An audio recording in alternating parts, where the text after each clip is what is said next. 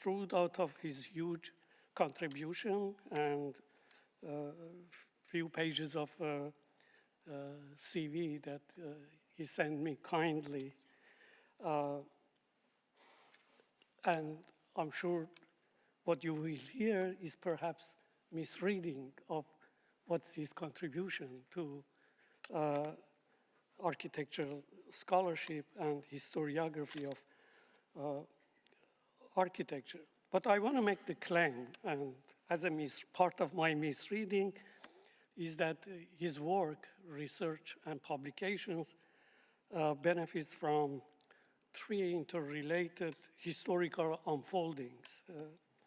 Of course, I'm thinking about the collected work of Le Corbusier, the existential and political consequences of World War II, and the work of Russian constructivism. If the first two events, historical events, the collected work of Le Corbusier and the World War II were something kind of had a European clue to it, Russian constructivism opens a window to future, especially in 1980s to during postmodern period, and this to me is an opening to get away from the Heideggerian notion of nearness and messiness of the nearness to open to the future.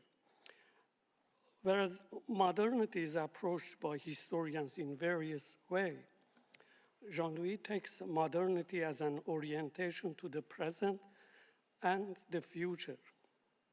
Whether this is a French phenomenon or not, I leave it to your judgment. And I have to share with you, in reference to this orientation of his work, his take on historiography of modern architecture titled The Future of Architecture Since 1889, published 2012. And I was very intrigued myself when I saw the book, The Future of Architecture. The title is not mine. The title was imposed by the publisher, so well, I'm intrigued too. Okay. That's again, thank you for helping me that I was correctly misreading. But related to the work of Le Corbusier and Russian constructivism and World War II, I'm reminded of the book and also exhibition at Museum of Modern Art, 2013, titled Le Corbusier, an Atlas of Modern Landscape, which was put up again in Madrid, 2014. But also then Le Corbusier and Mystique of the USSR, Theories and Projects for Moscow, 1928, 1936, in 1992. And again, Scenes of the World to Come and Architecture in Uniform, which was exhibition at Canadian Center for Architecture in 1995 and 2011, but also again, Paris, Moscow, which, and the Centennial Show L'Aventure Le Corbusier in 1987, both in Center Georges Pompidou and also in Pushkin Museum in Moscow in 2012, and in Modern Museum in Stockholm in 2013. And then the book, of course, Architecture in Uniform, Designing and Building for World War II, Paris, 2011. I met Jean-Louis in one of the Wednesday night lecture series of architecture at Columbia University. Now, New York is a cosmopolitan city, but when it comes to academic issue, it's a college town. There's lots of rumors, lots of gossip, and before meeting him in person, already I had experienced his ghost in a very Derridian term of the words, because I happened to be at one point teaching Tafuri for a PhD colloquium at Columbia, and there were students in New York City. They go from this to other institutions to see what's happening. And of course, always with a couple of students coming from other institutions, there was always mentioning, have you heard Jean-Louis' work and his discussion and teaching at New York University Institute of Fine Arts, where since 1994, he holds the Sheldon Edge Solo Chair for the History of Architecture. Still at Columbia, we were again touched by his presence whenever Mary McLeod would teach a seminar on Le Corbusier. And whether he was there or not, you couldn't not to think about Jean-Louis. I should also want to make another misreading and claim that in the context of Anglo-Saxon monopoly on the historiography of architecture, especially in New York, in parts of America, it is to Jean-Louis' credit to secure a significant position, not only in New York City, but along the academic corridor of East Coast America. Jean-Louis is an elected member of several reputable academics in Berlin, Russia, and Académie di San Luca in Rome, and Académie d'Architecture in Paris. He has been a research fellow at the National Gallery of Art Center for Advanced Study in the Visual Arts, 1987, and a Getty Scholar at the Getty Research Center, 92-93. He has been the beneficiary of a Graham Foundation individual grant in 2012 for the publication by Reaction, but with K, books of his history of French architectural modernism, and a fellow of the Guggenheim Foundation for 2013. He has curated the French Pavilion at the 2014 Venice Biennale, receiving the special mention of the jury. He has received numerous awards, including the Great Prize of the Architecture book for Académie d'Architecture in Paris, 96 and 2012, and also what in Italy they granted him the Premio Argan in 2015. The French government has appointed him an officer in the Order of the Arts and Letters. Born in Paris in 1949, Jean-Louis had studied architecture at École Spéciale d'Architecture and the Unit Pédagogique No. 6 in Paris, graduating in 1973, and has received a PhD in art history from École de Haute Études en Sciences Sociales in 1985, and habilitation from the same institution in 1992. Jean-Louis' lecture for us is entitled Figures of the Architect, and one of the great things I truly personally want to again appreciate is that he asked me to send all the abstracts to him to prepare his lecture. So it's one of the rare occasions that our guest speakers has thought to respond to the theme of the conference, and also that Tuesday night, evening, he will be lecturing at Tusculum in Sydney. If some of you are passing through Sydney or interested, I encourage you to attend that lecture. Please join me to welcome Jean-Louis Cohen.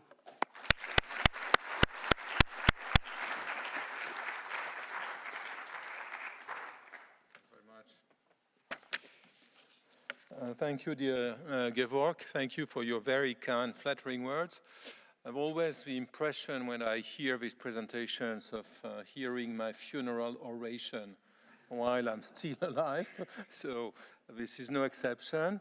Many thanks, much gratitude for this yours and John Ting and SAHANZ invitation to this conference. It's my first time in this part of the world, in Australia and New Zealand, meeting old colleagues, discovering landscapes, cities, intellectual strategies, and again, many thanks for giving me this opportunity to expand my view of this small world.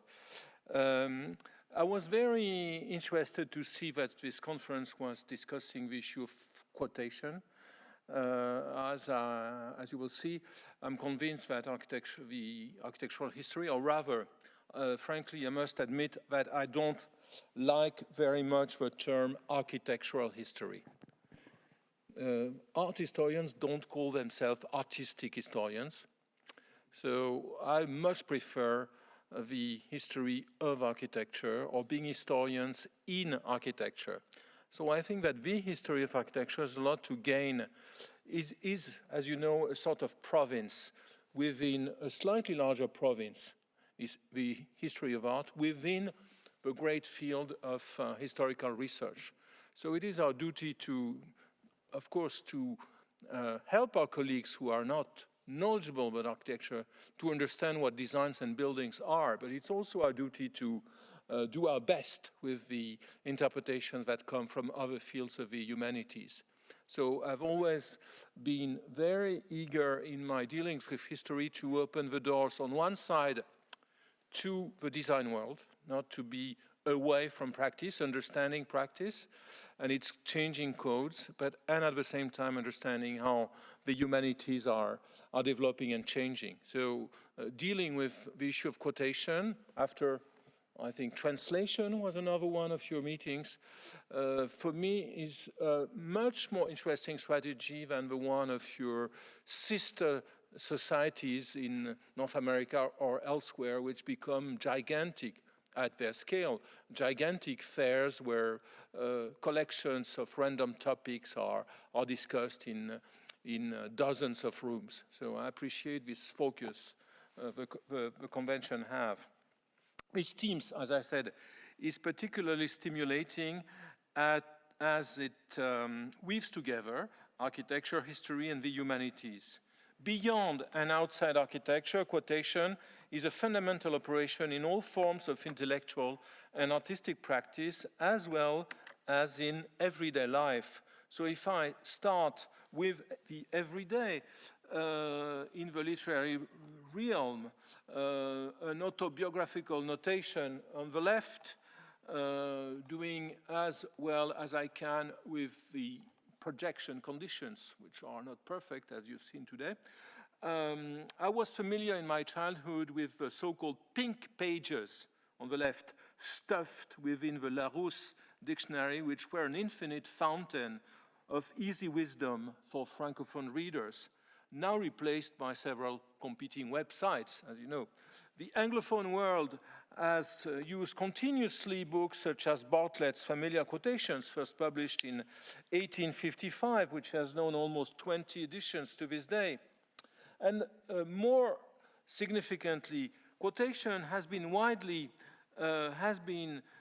discussed in the literary field, where major historical works have sometimes, in the history of literature and philosophy, have sometimes taken the form of compendia of quotations.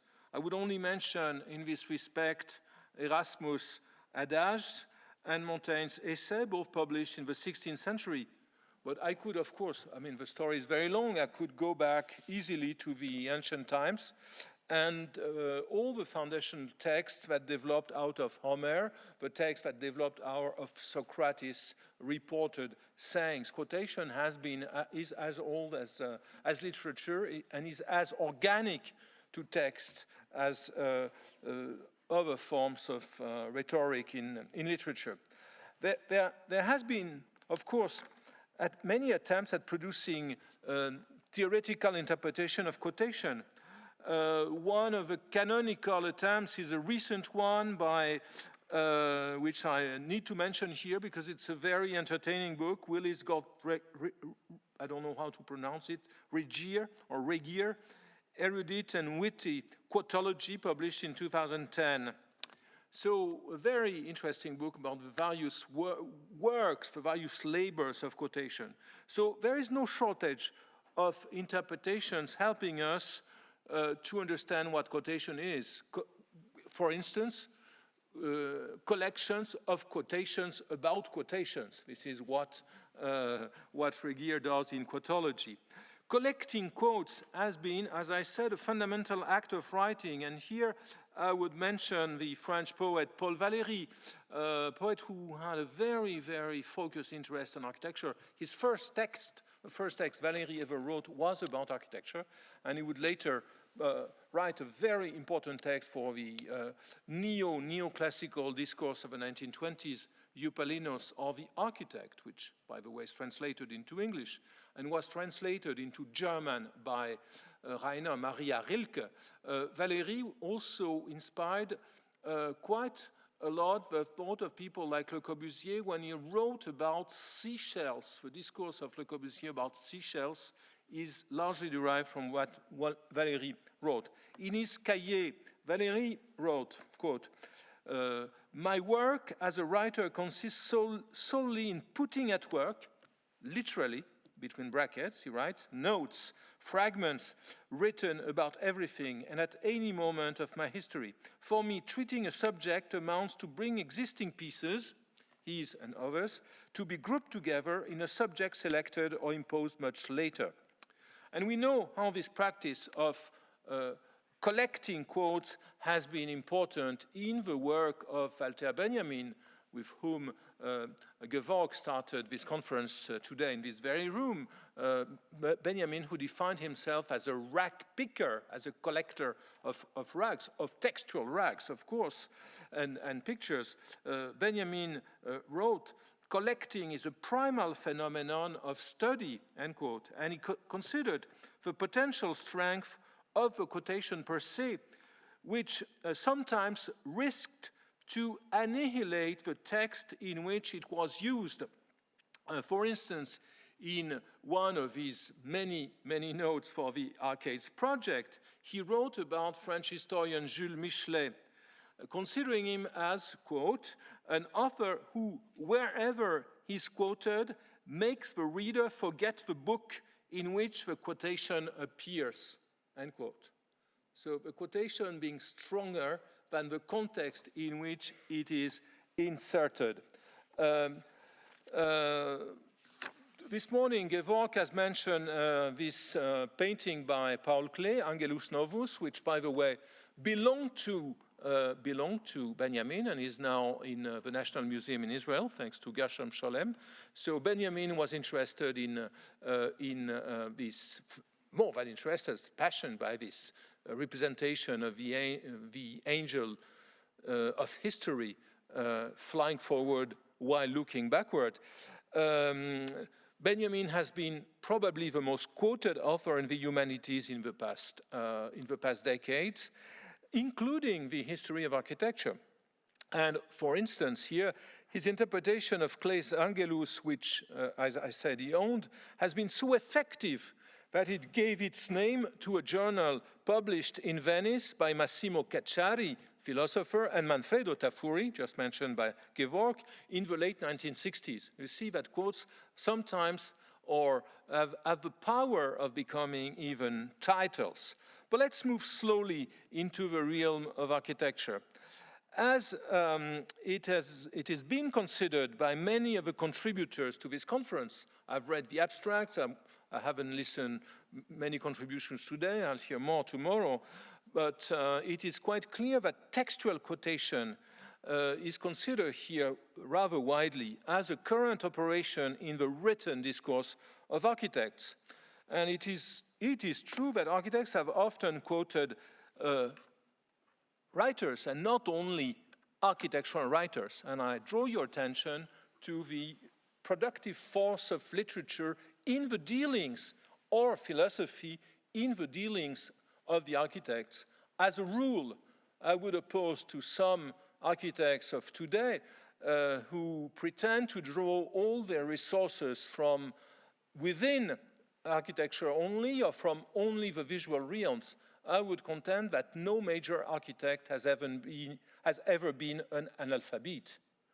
So if we take the example of Frank Lloyd Wright, he drew many of his early ideas from his reading of Victor Hugo's Notre-Dame de Paris, which he quoted at length in his first writings, and understanding, not drawing the lesson which was taught by Victor Hugo, that the book would become stronger than the building, but in a way producing, as for instance Le Corbusier, many books, not as many as the buildings he made, some 400 buildings in his case, but many.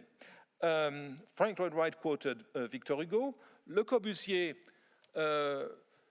read Nietzsche, Homer, Rabelais, Georges Bataille, was an avid reader, commented on these books, and drew some of his major slogans and aphorisms out of his readings.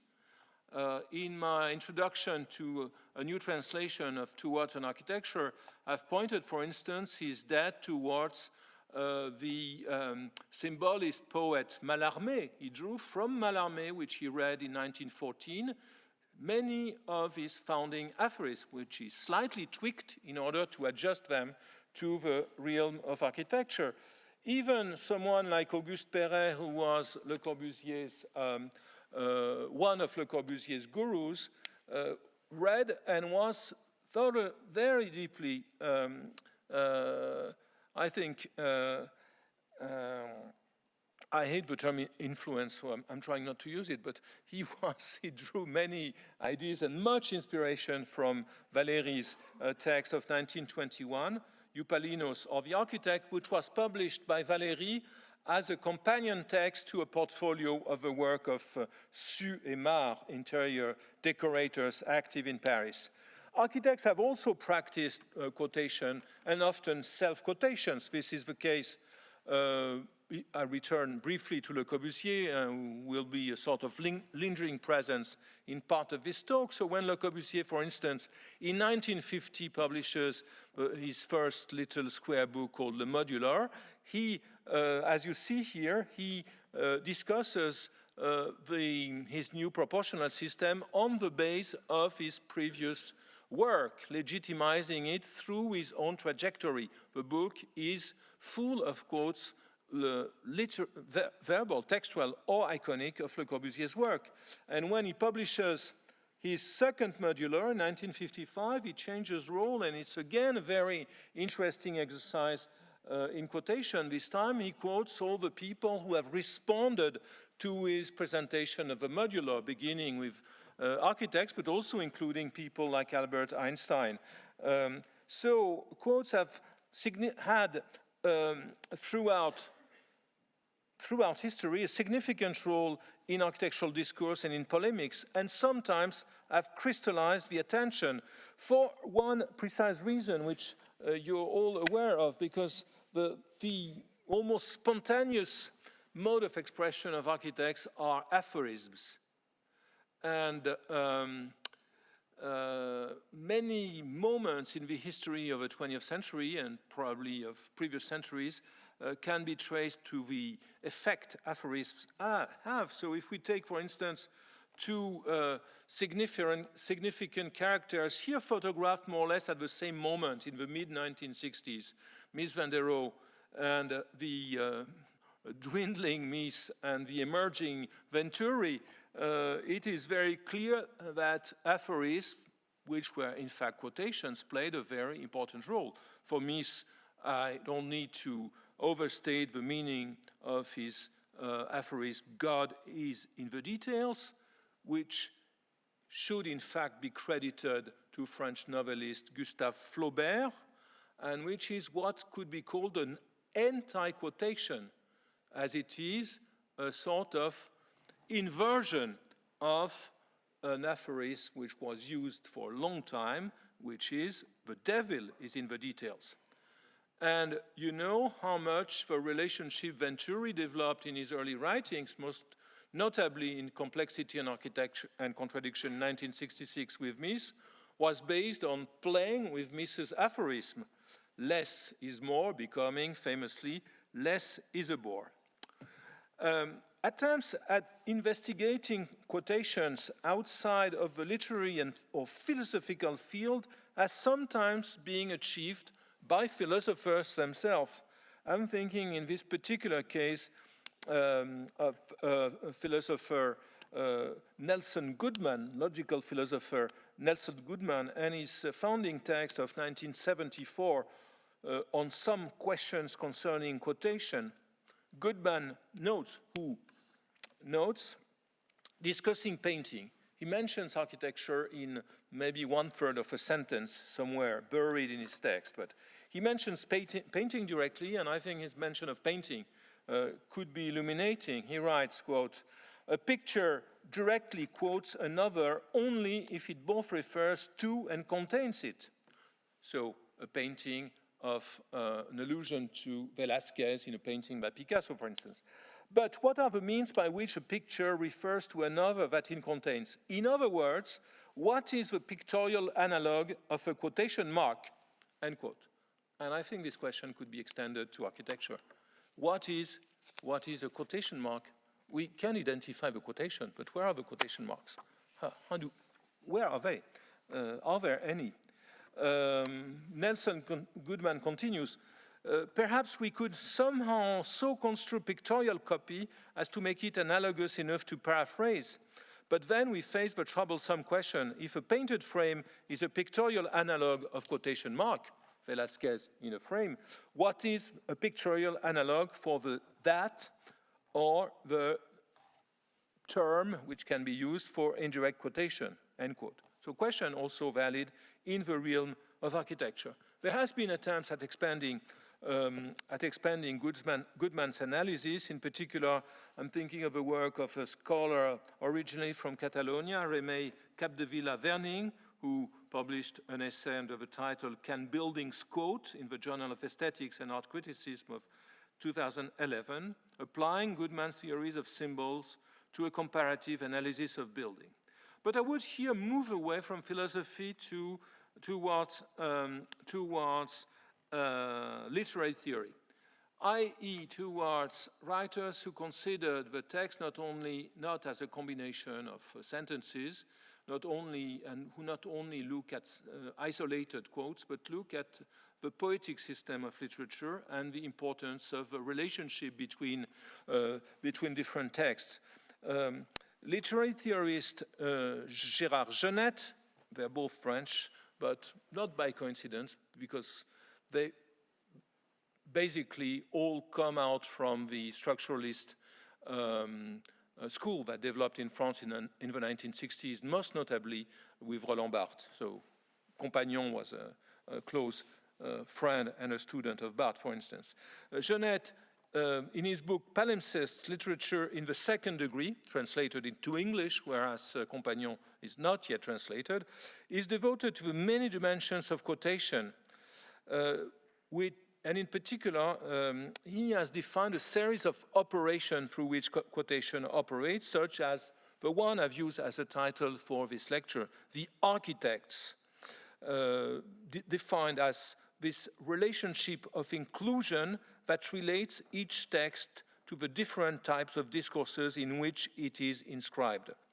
Quotation is only one elementary form of the architects, an encompassing and productive concept which goes beyond the misleading echo it creates or it generates with architecture. Archi in the architects is not doesn't relate to architecture, but has the same etymology as architecture.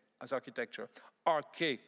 So in this case, the pre-existing text to which the text considered is indebted. Far from remaining valid only in territories remote from architectural concerns, these analyses of the second hand, as proposed by Compagnon, or the concept of intertextuality, which has been proposed by Julia Kristeva in back in the late 60s and developed by Jeanette with the architects are, I think, relevant for the study of architectural and urban forms. Rather than being limited to quotation, understood as the transfer of a phrase from one design or one building to another one, intertextual relationships correspond to a wide spectrum of figures, from literal inclusion to paraphrase, from condensation, condensed phrase or condensed piece of text, or homology, a structural correspondence between texts which are not literary, not really similar in literal terms. So in order to understand fully the labors of quotation, we have to go beyond the consideration of sentences, of the isolated text, and incorporate poetic strategies. And here I want to take you through a series of cases which I think are relevant to understand the potential of these concepts for what we have to call our discipline, even if it's a fragile and rather diverse one.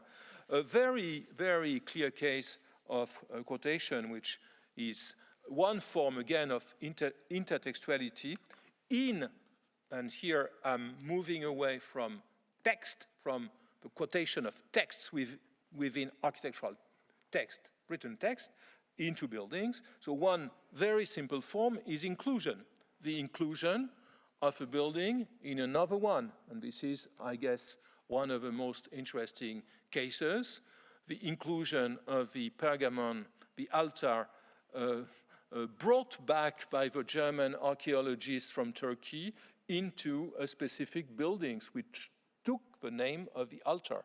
So the altar was the eponym that gave the name to the Pergamon Museum by Alfred Messel, a building which remained largely, partly uncompleted, and which now is being completed according to a rather disputable project. And it's interesting if you look at the bottom image to see how the completed building with its two wings, its two symmetrical wings, in a way is echoing the altar it contains. So there is a sort of empathy by the container in respect to the contained work. So I think for me, it's a very provocative example. There are other examples which are very, very interesting and very different of inclusion. For instance, the Museum of Compared Sculpture, which was created in Paris in the Palais du Trocadéro, built in 1878 for the Universal Exposition. The building was built according to an intellectual project by Viollet-le-Duc, who died in 1979. The project was to, in a way, demonstrate in three dimensions what had been the stages of architecture since the Middle Ages by proposing a scheme comparable to the one then current about the ancient time, archaic, mature, and late. So he did that by using casts of existing buildings which had been made in all of France and were initially going to be made also in other countries of Europe. So here the building contains fragments, contain literal quotations, elements taken from other buildings. So in order to shape a didactic environment. Here I would consider a much richer situation, which is also one of this time the earlier 19th century, Carl Friedrich Schinkel's Königliches Museum, which later would be called Altes Museum, but in order to define it as an Altes, as an old museum, you needed a new one. This would happen later. So in this building, Schinkel inserted a copy of an adapted copy of a Pantheon. So another case of inclusion, but in this case, it was rather organic. The Pantheon was articulated was inserted in a rectangular plan with a colonnade. You're very familiar with project probably. So this is a very significant, I think, stage in this process of inclusion. Another case, which is a typically postmodernist one, and compared to Schinkel seems a little irrelevant, but it was meaningful at that time, is Isasaki's inclusion of a quotation, i.e., a sort of sunken plaza echoing Michelangelo's Campidoglio in his Tsukuba Center. So this is a sort of fetishistic way of dealing with, in the case of Schinkel, with the ancient times, and in the case of Isozaki, with the Renaissance. Architectural intertextuality operates in many realms of theory and practice, and its consideration allows for a better understanding of processes at work within the oeuvre of a given architect. There are so many architects who are, whose work are in a relationship of what I would say self-intertextuality. Richard Mayer, for instance, who is, after having done Mannerist variations on Le Corbusier, is making Mannerist variations on Richard Mayer. So it's a typical case, and you know many of these guys who are not that famous. The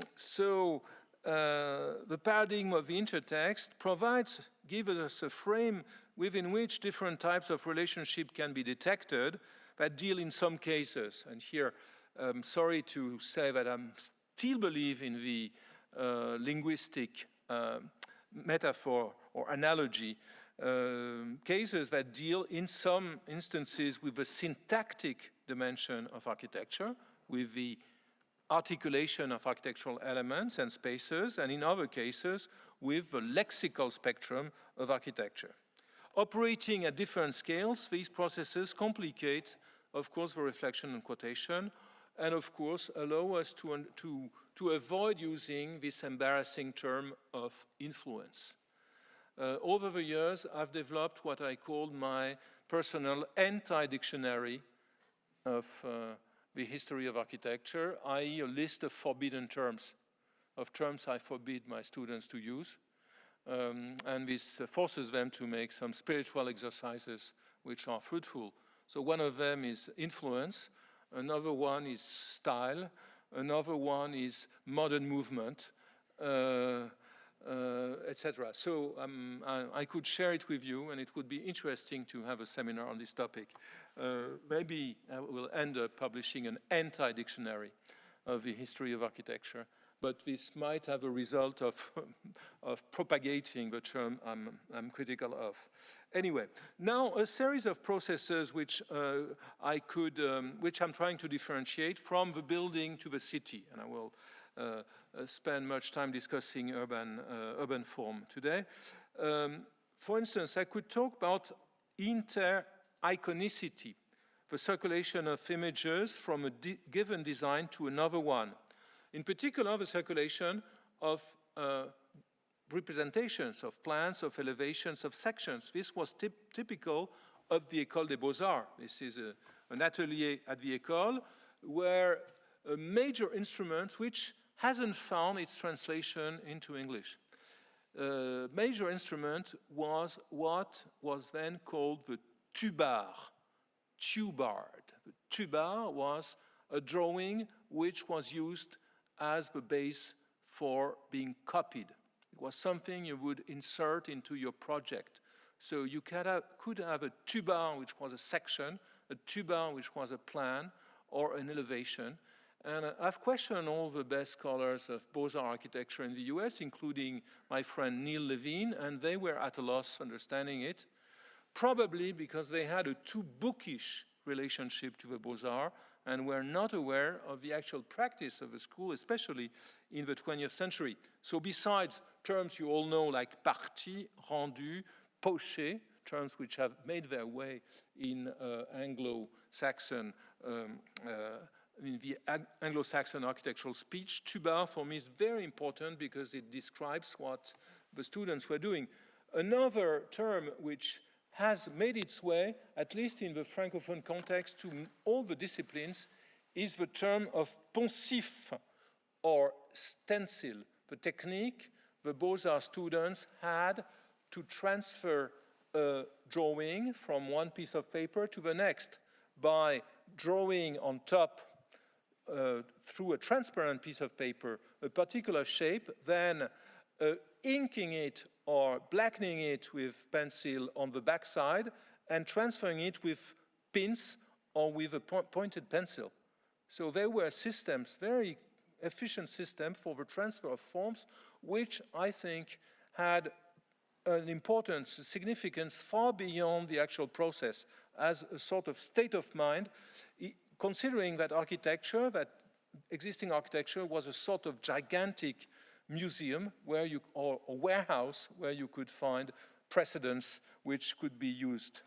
So in this respect, I think it's very important to realize what the age of mechanical reproduction has introduced. Architects like Palladio had to go to see the buildings, to measure them, to draw them, to be able to use them in their projects. With the dissemination of printed books, of prints, and later of photographs, this has completely changed. Palladio had visited Rome, Le Corbusier also, and he made some sketches, but basically what Le Corbusier brought from Rome were photographs, and he doctored them. This is an example I really love very much from Vers une architecture. Is this a pointer? Yes. So you see here this image of the, no, I don't think it's working. Okay, look at the image on the left and at the image, which is the print that Le Corbusier brought. Not one he had, I found a similar one in another collection. And you see that in order to make his point about the modernity of this Byzantine church, he erased all the embarrassing elements. He erased the lion of St. Mark, he erased the capitals, he transformed the, he inked a window, inked out a window, he reshaped the beams in order to make them straight. So this is what quotation becomes in the age of architectural reproduction, decades before Photoshop. So, and there are many such examples. The most famous one is, of course, the transformation of the grain elevators in Buenos Aires, which had been published by Walter Gropius in 1913, and which had pediments, embarrassing pediments. Le Corbusier inked them out. Possibly not even Le Corbusier, possibly, it was possibly the workings of his friend, the painter Amédée aux Enfants, who later claimed credit for it. Anyway, you see that in the age of mechanical or technical reproduction, the editing of quotes and of sources, of intertextual elements is very important. Contemporary architects have continued to work on prints. I think one interesting example is this fairly decadent building by Michael Graves in Burbank, which is a collection of various types of borrowings. First of all, borrowings from Walt Disney, of course, the seven dwarfs transformed into columns. So with a big problem in classical architecture, you don't have a column in the axis. So he had to raise a dwarf to the dignity of figure in the pediment. You see this on top. At the same time, you see in the back two types of elements which are clearly coming from Ledoux's works. From the La Villette Rotonda, transformed and edited, or other buildings of the Paris Propylaea, and from the Cité, the ideal city of Chaux at the bottom. So this is a case in which we realize that the transfer of form, that intertextuality in terms of images, inter-iconicity, has to deal with intermediate media, intermediate supports with media, photo, or other types of engravings. I could go on forever. Another interesting case here is the way in which this, the Russian constructivist Ivan Nikolaev has used the back facade of the Villa Stein de Monzy in order to design one of the one of the components of this huge communal house built in Moscow for students. You see in the left column of the right side image, third from the top, how he has literally reinscribed into his project the garden facade of Villa Stein. This is an interesting example. He had not traveled to Paris, so he had most likely gotten his visual information from photos which had been published by Russian magazines. There are also, this is a case of very partial borrowing. So see again, it is fetishism. Fetishism is focusing on one element that represents the whole. Here, this element represents a sort of global allegiance to Le Corbusier, which was called in the Soviet Union of the 30s and condemned as being Corbusianism, as ugly as Trotskyism. There is also a strategy I would call parody, and here I have to come to this city to discover it. I'm really puzzled by this black version of Villa Savoye, and I'm at a loss to interpret it. Maybe someone here can help me. What are the intention in transferring not the building as a building, the building as a sort of prop, as a sort of figurehead added to an otherwise banal structure. What is the intention? What does it mean? Please help me. There are other types of intertextual relationship which deal with the structural aspects of architecture, the spatial also, but I will focus here on the structural aspect. For instance, I could use the term intertectonicity, the transfer of tectonic features from a structure to another one. So, for instance, we use also, I would inscribe in this category the mechanism according to which classical elements are sometimes transformed. And in the end, here, the analysis should go further. What is the purpose and what is the role of the orders in the architectural discourse? Is it a syntactic or lexical role? Anyway, throughout the 20th century, there has been many ways of giving, in a way, of reinserting the orders with more or less bombastic or more or less ironic perspective. The bombastic one is this Russian project on the left, which has to do with the elusive notion of character in architecture. Doric was considered as it is a muscular order, as the proletarian order per excellence. And so all the neoclassicists on the Russian scene of the 20s used it consistently for new buildings. And on the right, the strategy is extremely different. We perceive the irony of also these muscular columns featured by Robert Venturi on the shop front he built within the Cordelier for the Strada Novissima of the 1980 Biennale. Yes, if I return for a second, to the Villa Savoye, if I can go back, can I? Yes, I want to go back. Yes, I wanted to make a point here. If Villa Savoye can be used or abused in such a way, it is precisely because it's a classic. It's a classic piece of architecture.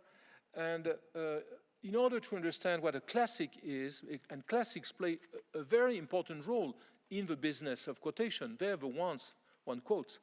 I would quote here a very revealing paragraph by Pierre Rickmans. Rickmans was a sinologist, one of the first to criticize Mao's Cultural Revolution already in the early 70s, a literary theorist who lived the last part of his life in Australia, by the way. And in a very interesting text entitled The Angel and the Whale, he defined what a classic was for him. Quote, "A classic is essentially a text which remains open, as it is constantly available for new developments and commentaries. open to different interpretations, to unexpected extensions, what you see here. With the passing of time, these glosses accumulate in superimposed layers as the sediments, the alluviae, carried by a river. A classic is permanently open to use and abuse. Again, this is topical here. It feeds, inspires, provokes extrapolation. It generates misunderstanding. So I think this is a very enlightening way of considering how architects deal with the precedents and how historians can understand them.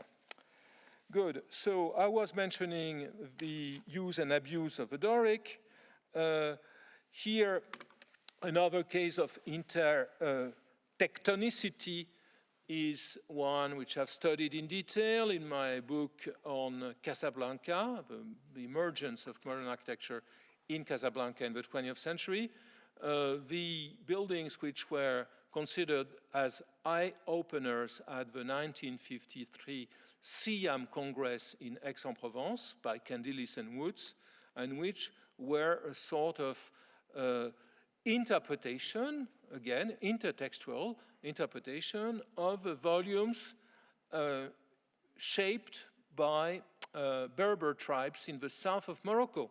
And this is what was very well grasped by Allison and Peter Smithson in a memorable article of architectural design in 1955. So here an open dialogue with the vernacular. Intertectonicity has also more conventional reality in the displacements from works within the production of modernism. So here, let's go from right to left. And this project by the Vyestin brothers in Moscow in 1923, competition project, which was really a turning point in Russian practice, owes a lot to the work of Perret, and in particular to the explicit expression of the load-bearing structure on the outside of the building. Another case with Perret, which is very much more self-conscious and in a way learned, is the attitude of the BPR group, Belgioioso, Peressuti, and Rogers in Milan after the war. With Perret, Rogers published in 1955 a little monograph on Perret, and you see that the Torre Velasca on the right, which has many, many features which are extremely interesting, in particular as it echoes the volume of the Milanese palazzi in the same area and appears as being one of them carried on a sort of shaft seen from afar. But at the same time, if you look at the facade, at the way the facade is articulated, it is not difficult to see what Rogers had seen in the building by Perret on the left. I could use here the case of the brutalist treatment of La Tourette by Le Corbusier on the right, and see how it was transferred into the magnificent post office by Jean-François Zevaco in the rebuilding of Agadir. You can see not only the visible formwork, but also, and here, I don't know if this must be a pointer, yes, but I don't see. You see any red dot? Yeah. Okay. Look at these little elements here, and the same there, little dices which are inserted in these very thin ribbon windows, of course, have migrated from the region of Lyon to the Sousse, to the region of Agadir in Morocco. So there is clearly here a circulation which is lexical, as the syntax, the composition of both buildings is extremely different. And here are more complex cases among many, which I've always found intriguing. Let's start at the bottom left with Le Corbusier's and Pierre Jeanneret's entry for the Palace of Soviets in Moscow in 1932, and their use of this big concrete arch with carrying the roof. It's the kind of structure which had been used by Eugène Freycinet above. You see this bridge which is called the bowstring bridge. And you see then how the same shape migrated from Le Corbusier's rather famous and scandalous project to the work of his colleagues. Oscar Niemeyer, top right, his project for the Cidade Universitaria in Rio in 1937, and Gropius. It's one of the cases in which Gropius, absolutely without any shame, recycles rather badly a project by Le Corbusier. So here we see, and this arch, which had a very complex itinerary, is probably, in the version by Le Corbusier, the one that landed finally in St. Louis, Missouri, with the arch of Eero Saarinen, very probably. So the next point I want to mention, and the last one, but it will take me a little while, is the question of interurbanity, which is really in the center of what is beginning to become a book project, the way in which urban intertextuality operates at the scale of urban elements in cities. And here my point of departure is first of all, a reconsideration of the national question in architecture. For many decades, the architectural question has been perceived as being a sort of polar opposition between the international level or the global level, and here I'm of course referencing a book which defined this slogan, was more a slogan than a notion or even less a concept in 1932, and which had not such a great success initially. The fortuna critica of the notion of a slogan of international style happened after World War II within the framework of the American hegemony, when the American Information Services sponsored the exhibitions of the Museum of Modern Art, not before. It was almost a noun outside of the limits of Manhattan before. So the international level at one level and the national level. So, and sometimes the dialectics between the two, as very splendidly recounted by Jacques Gubler in his book of 1977 on Switzerland. So international versus national. I have, in my own work, proposed an alternative to this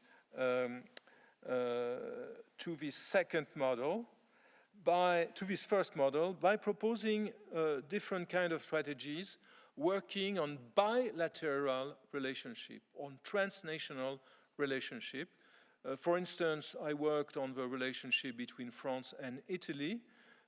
This is a little book which was published in '84 and republished recently, learning from Italophilia, from French Italophilia, the point being that the French were getting back from Italy. Quotation is at work there, and intertextuality. Let me just take an example. No French architects had read French geographers which were at the base of the theories of Aldo Rossi, for instance, in his book, The Architecture of the City. So it took them the time necessary to read Rossi, and perhaps even in the translated version, to understand that they had missed important contributions of geographers who were teaching maybe 250 meters away from the École des Beaux-Arts. Everything had to go through Italy for all sorts of reasons, which I can't discuss tonight. I've also worked, of course, on the phenomenon of Americanism at large. This has been mentioned briefly by Gevork. So how, in a way, during many decades, and probably to this day, and probably also in this country, America represented the future for many architectural cultures and other types of cultures as well. So I've been interested in other features, not, again, international versus national, but transnational or transoceanic systems.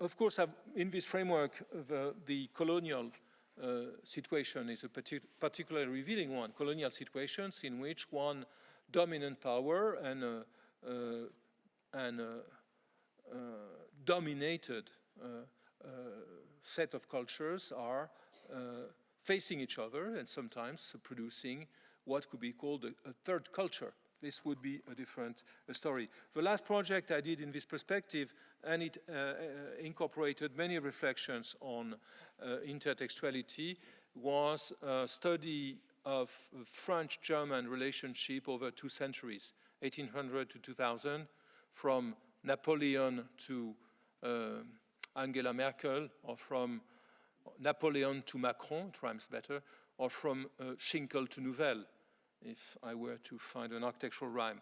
So what happened? What was exchanged? How did themes migrate? And here the leading determining metaphor, Interferenzen in German, Interference, is one I borrow from the field of physics, from electromagnetism. Interference being the effect a magnetic field or an electrical field has on a nearby one, the way in which fields are transforming each other.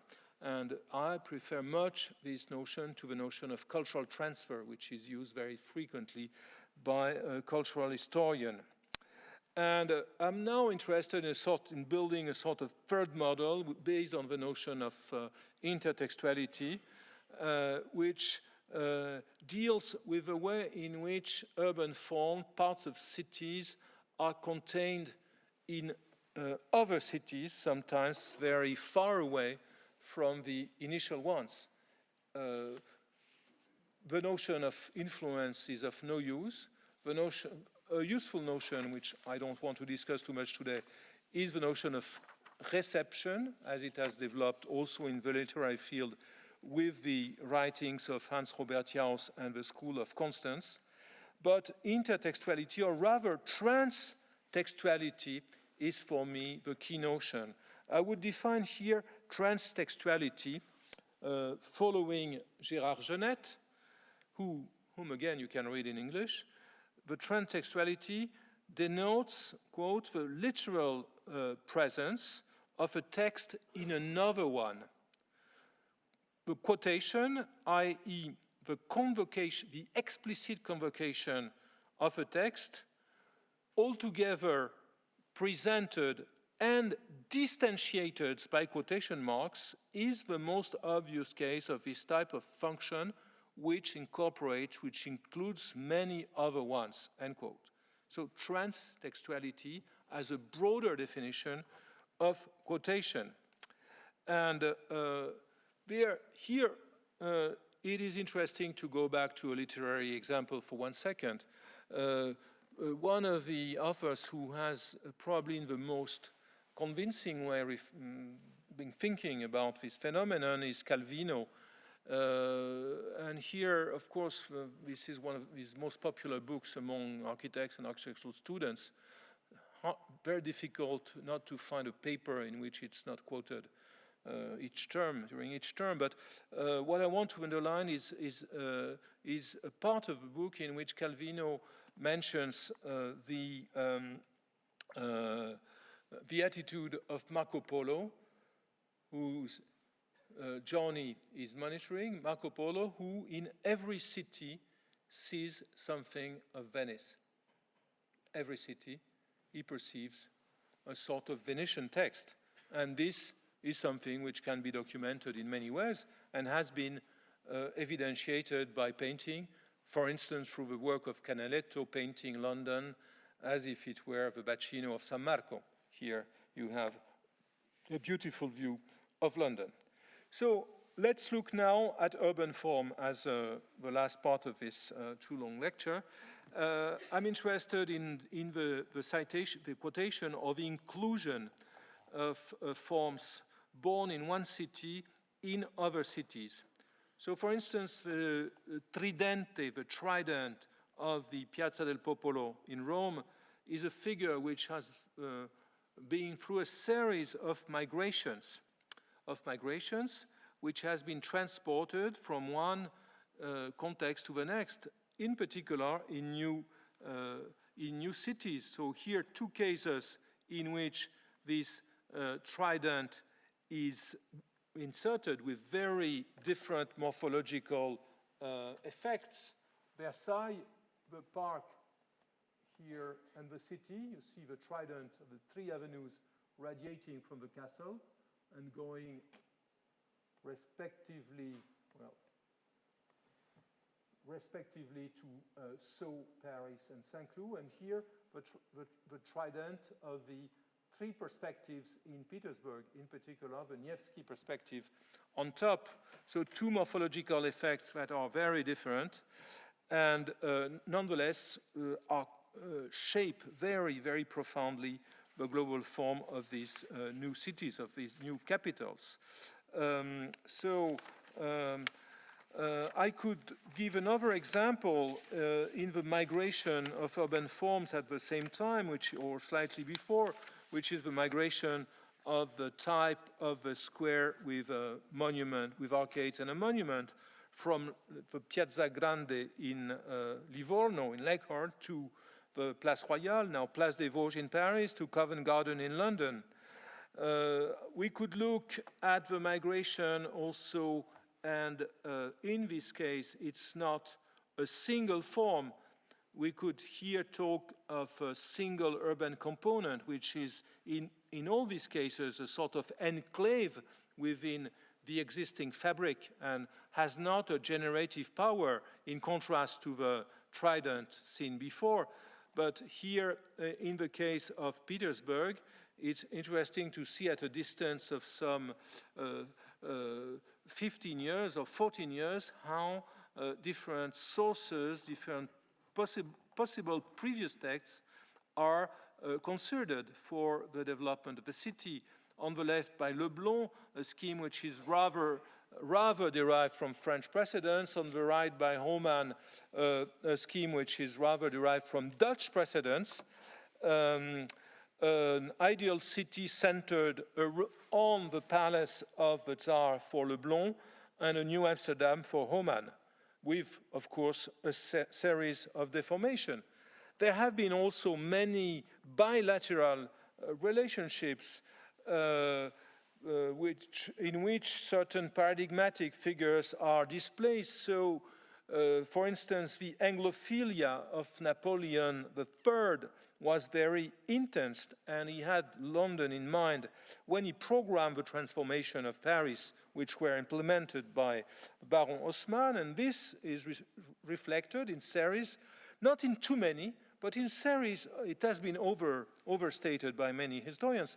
It is reflected in series of forms. For instance, the system of square in Paris, derived from the English square, which were public space and no longer private, as in, for instance, in Bloomsbury in London. And in certain cases, English street types were displaced. This is the case of Rue de l'Élysée on the left. Same phenomena took place between London and the main cities of its former colony, the United States of America, in which during the so-called federal period at the beginning of the 18th century, the Georgian types of streets were largely used and developed. These transurban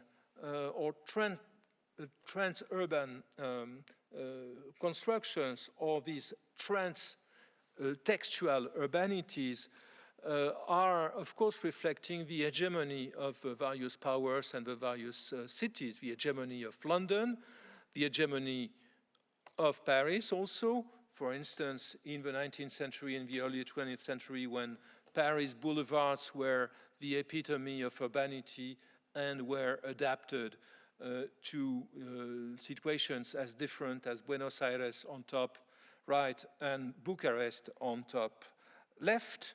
There were also interesting homomorphisms or identities of structure between the metropolitan cities and the colonized city. I've mentioned this situation before, but now a couple of examples. One, probably the most striking one, is the relationship between the Avenue de l'Impératrice, built in Algiers, completed in 1860, and now called Boulevard Che Guevara.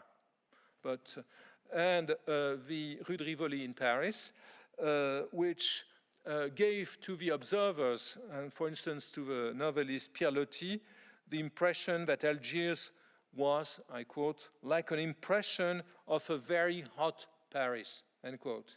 And in fact, you see on the top that the Avenue de l'Impératrice, which is built on top of a very solid infrastructure designed by British engineers, by the way, was a sort of Rue de Rivoli by the sea.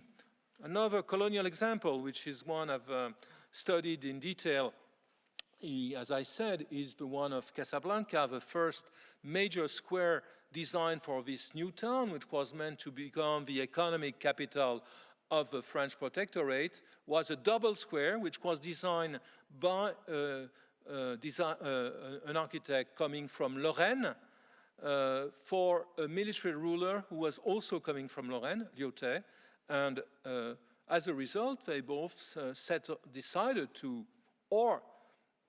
converge in selecting the scheme of Place de la Carrière and Place Stanislas in Nancy, built in the 18th century, in the capital of Lorraine, as the base, as the tubar, as the Beaux-Arts would say, for their project.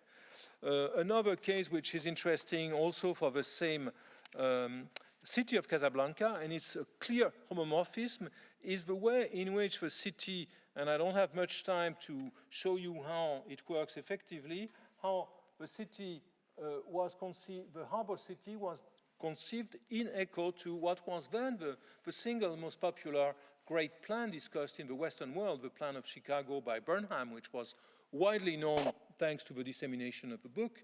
And we see that Casablanca had the same idea of a harbor city built according to a series of ring roads and radial roads and leading to a sort of monumental center, much more modest in the case of the Moroccan city. And I could develop many of these considerations at the scale of single buildings, in which we see how forms travel, sometimes forms coming from ancient times. Here is a famous parallel which has been made often before me between this reconstruction of Diocletian's bath in Rome and Grand Central Station in New York, and later migration of this idea of a station on top of underground tracks to the ideal project of Antonio Sant'Elia in his Città Nuova project of 1914. What is interesting here is what you see on the left is an example of what architectural critics call at the turn of the century in Paris, a new illness spotted among the architects. They call it the caracalomania, i.e. the mania of copying the Roman baths, which can also be found in the Gare d'Orsay, now museum, which was one of the sources also for Grand Central Station. If we look at the scale of at the urban scale and at all the prototypes for the redevelopment of metropolis that take place, that develop at the turn of the century, first of all in England with the Garden City movement, it is clear that it is one of the first cases in which North American experiences are brought to Europe. Riverside by this garden suburb by Olmsted is the clear source of Ebenezer Howard's Garden City.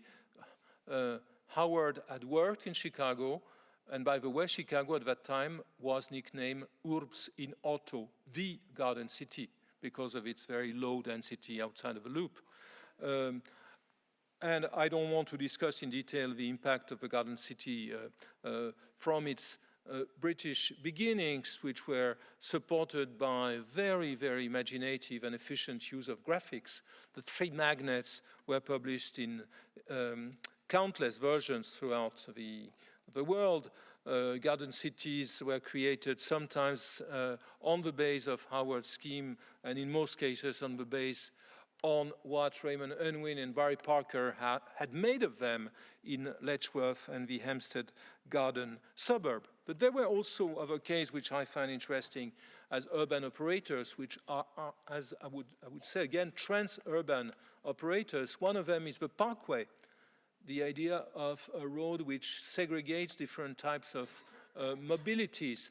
A parkway which was for the first time developed, and the term used for the first time by Olmsted in Brooklyn in 1871, after the example of the Avenue de l'Impératrice in Paris, and later developed, I'm going a little faster now, but later the parkway would become the main operator in the transformation of Boston with the creation of the so-called Emerald Necklace around the city, as you see on the top image, and was brought back into Europe by a garden designer called Forestier, who not only published the Boston park system and with its layout of parkways, but also used it as the base for his own proposal for Buenos Aires. You see, here I'm insisting on a sort of whirlwind-like circulation of themes, models,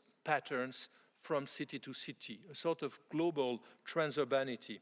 And sometimes there are also transurbanities that operate according to a diachronic axis. This one is almost synchronic. Everything takes place within a matter of 15 years, 20 years. This is more diachronic, and I needed to bring an image of Canberra plan here, the plan by Donna Alfred-Agache, one of the pioneers of French city planning, of French urbanists, who took part to the competition of 1912 with this multi-centered plan, which you see on the left, would probably have been very problematic if implemented, but what I find interesting is the echo I find of Piranesi Campo Marzios, the idea Piranesi had developed in his project, in his fantastic reconstruction of Rome, of a sort of combination on a sort of dispersal and combination of huge autonomous urban objects. And this is exactly what Agache is proposing for Canberra in his competition entry. Other types of interurbanities take place with the prototypes of modern city planning. For instance, Le Corbusier's Contemporary City of 1922 can, on one hand, be confronted to Bruno Taut's Stadtkrone, which Le Corbusier knew very well through the contacts he still had with Germany at that time.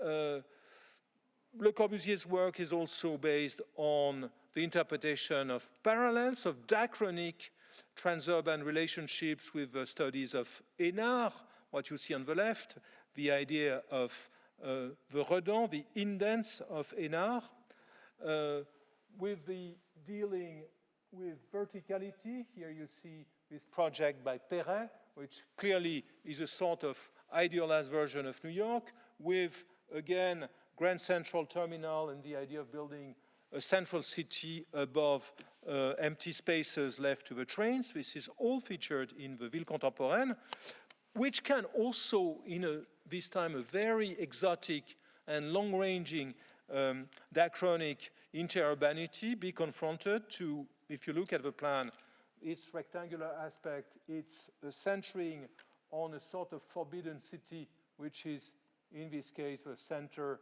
of a CBD as confronted to the Emperor's Palace in Beijing. We can also see that this project can be inscribed in a very much broader system of sources. And the story could continue. Le Corbusier, this time in a different posture, no longer the posture of justification. Look at Beijing. Beijing vindicates my ideas, but in a negative posture. Manhattan is chaos. My project is finally order. Uses this visual quotation of Manhattan as a foil in the diatribe published in 1925 in The City of Tomorrow. Other very important, I would say, conceptual projects that developed in the 20th century are inscribed in vast fields of migration and trans-urban intertextualities. This is the case of the linear city, famously imagined by Arturo Soria for Madrid, then extended, as you see here, at the relationship between two different cities. At the bottom, we see the interpretation, the graphic interpretation given by Lisitsky, the Russian architect slash graphic designer around 30. And what happens in Moscow is that the linear city of Soria meets the assembly line of Ford, who by the 1920s was almost as popular as Lenin in Russia. You see here the translation of his books, My Life and Work, Today and Tomorrow, and you see how Milutin's linear city on the right is based on the idea of creating a parallel system in which the city is no longer simply a system of a residential system with linear connections, but becomes parallel to the production line. Rather crazy system, by the way, but nonetheless a revealing one, and one which will have an impact, a further impact on other urban designers. The idea of the industrial linear city will seduce people as diverse as Otto Ernst Schweitzer. This is a project for Karlsruhe of 1935. You can see, you're probably familiar with the plan of Karlsruhe centered on the castle, and this becomes a linear organization alongside the Rhine. Le Corbusier took it up in his scheme. You see what Le Corbusier does, it's even more interesting. Le Corbusier on this image is, oh yes, I can use the arrow here. You see that Le Corbusier used the dual city system of Soria-Imata and insert the industrial city of Milutin. So inter-urbanity or trans-urbanity can really generate all sorts of hybrids. And at the bottom is the translation of this system to the Moroccan coast in a project by Ecochard of the early 50s.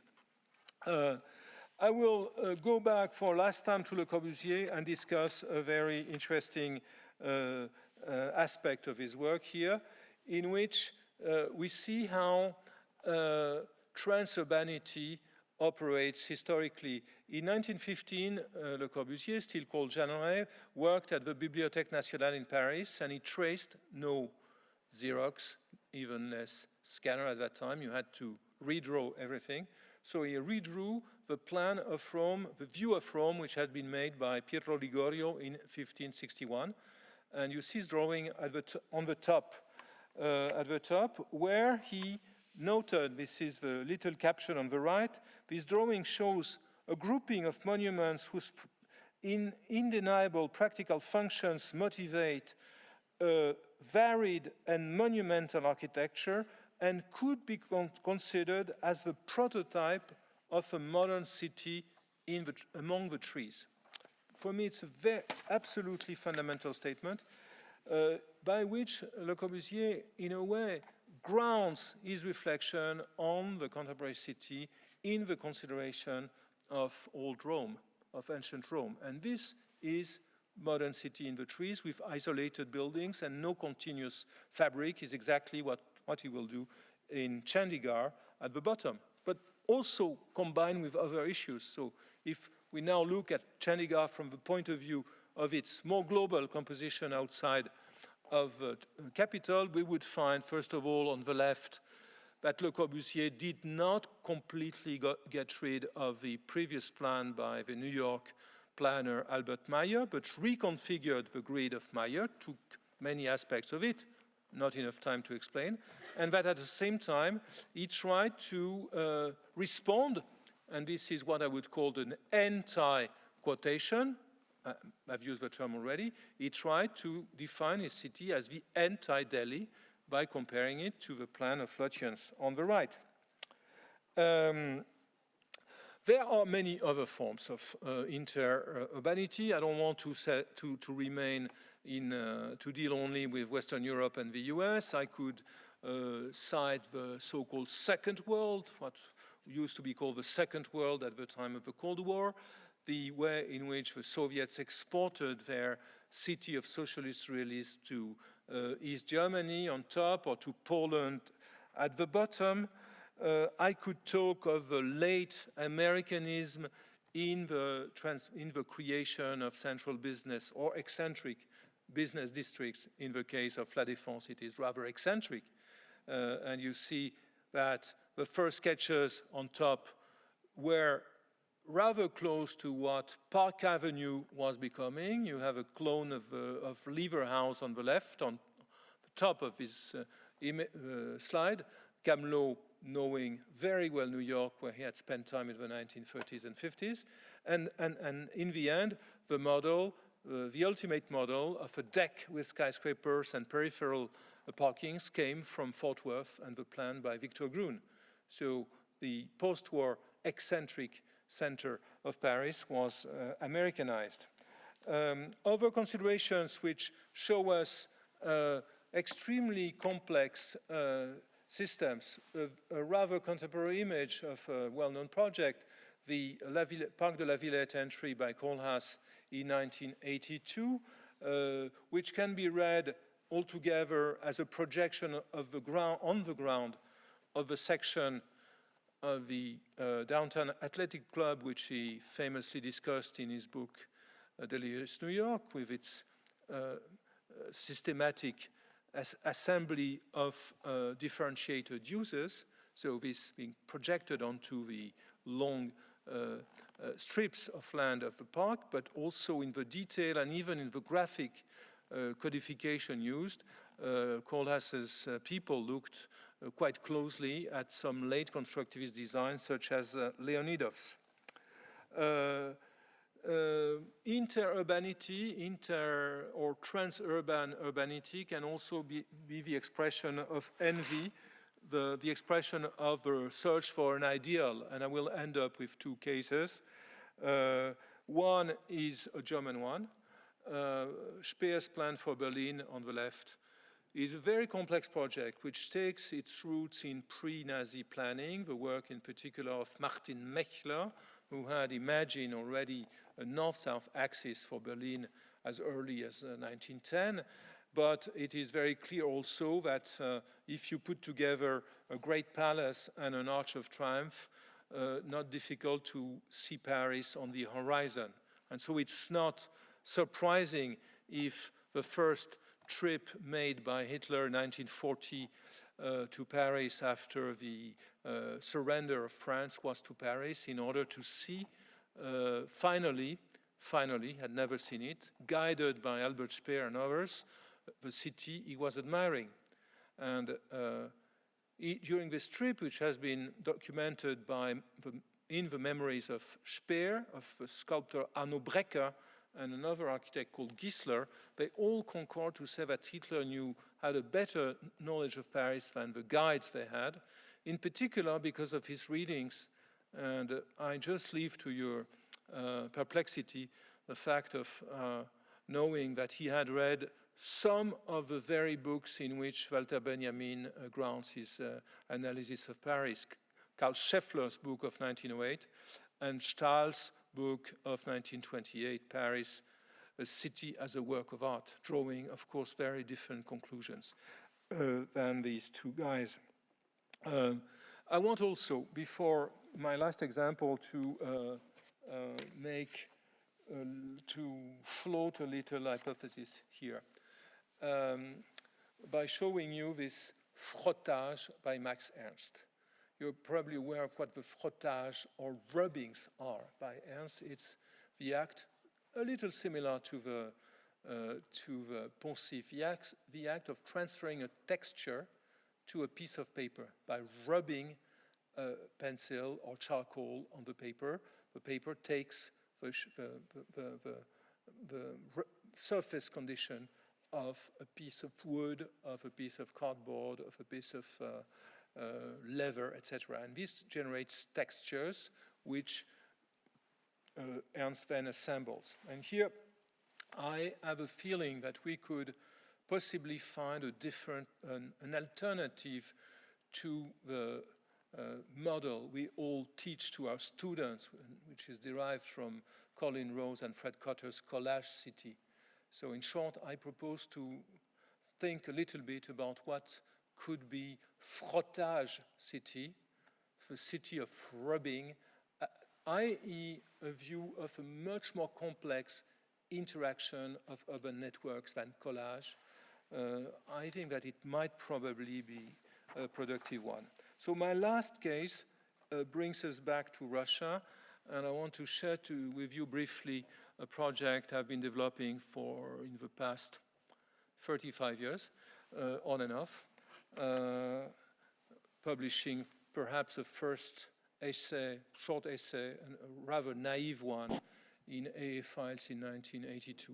This topic is the study of apparently paradoxical inter-textual and inter-urban relationship, a relationship that developed between Russia and America and the United States since the late 19th century, i.e. before the Bolshevik Revolution.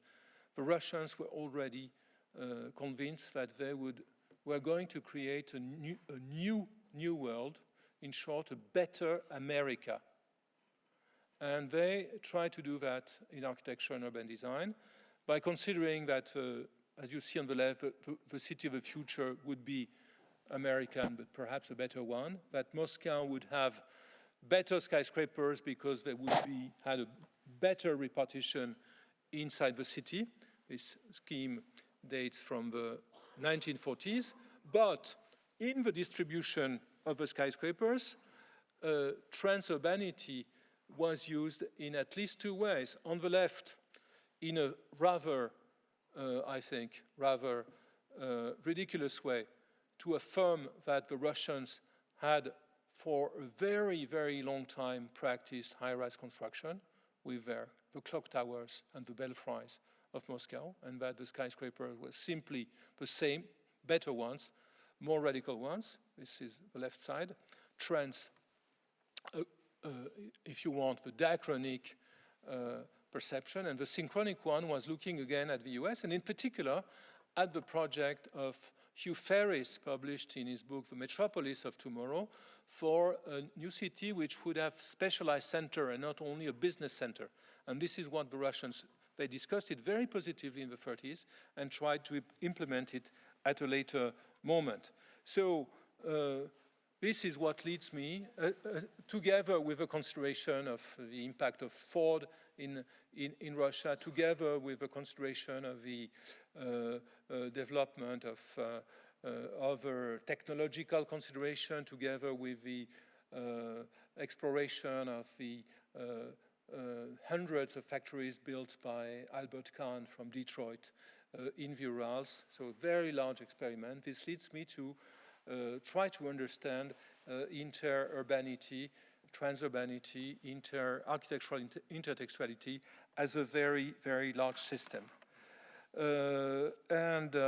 So here, of course, the political architect is superimposed to the architectural architect is superimposed to a political architect, which is, of course, the fight for supremacy, which is best represented by this wonderful collage of my former friend, the late Roman Cislewicz.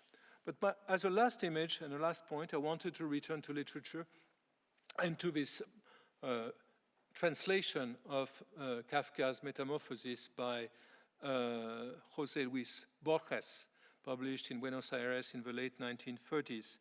Borges considered in one of his writings on Kafka the question of precedence with an illuminating aphorism, which I want to share with you. Quote, "A great writer creates his precursors," end quote. One wonders, by the way, whether he was not pretending to have created Kafka. Could we safely transfer this last consideration to architecture and invert the posture we legitimately assume as historians?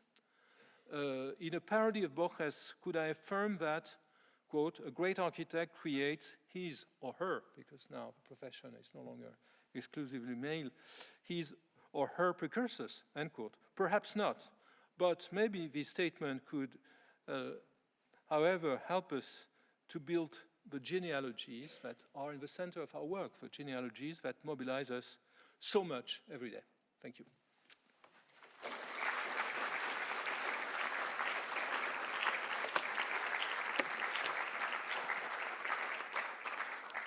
Thank you very much, Jean-Louis. Questions? We can have some time, I guess. Yes, we have time for questions, please.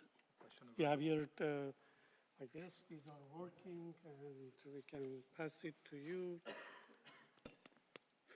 Is not working? I'd like to make a comment. Yes. The question about the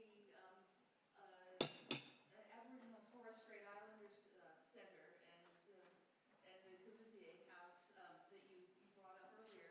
In 2001, when that was done, there was discussion about the architects making a not terribly funny joke about whiteness and blackness. And just Yes. some of the discussion at the time. Yes. No, I guess it's clear that you have to, it's the first question that you're facing. Why is it black? Is it, was Le Corbusier, by the way, Le Corbusier's architecture was not black, was not white. No, it was off-white and to some extent beigeish. It was light, that's for sure. But yes, but well, this would be the theme of another convention: humor in architecture. Is it at all possible? Any other questions, please?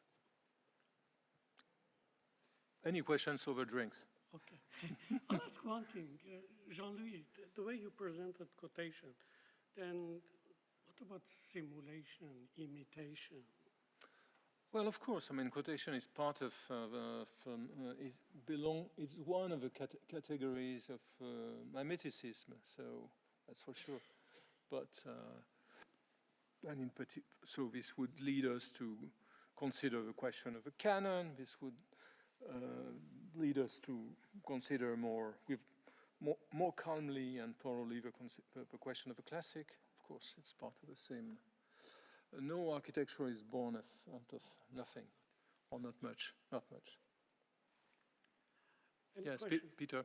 Well, just a quick comment. You brought up the canon. When I was listening to a lot of this, we're engaged in teaching design students, and they're a little bit interested in theoretical issues about quotation or imitation versus invention, a whole range of terms, but it's basically learning from visual images, and I think that theory is being replaced a bit by a regard for buildings that are valuable to them and can be adapted in different ways. And in a sense, we're trying to establish some kind of canon that is worthy of reinterpretation. And that's our role, to select buildings, interpret them in ways that aren't reductive, and hand that on to another generation. And in other times, that was called like the classical tradition. We just went back to the Greco-Romans, but ours is more varied. Sure. So, no, of course, when comparing the white and black Villa Savoye, you can try to, to shape a particular message. Here, maybe another term from my anti-dictionary: taste. Taste. What do we do with taste? Are we teaching taste?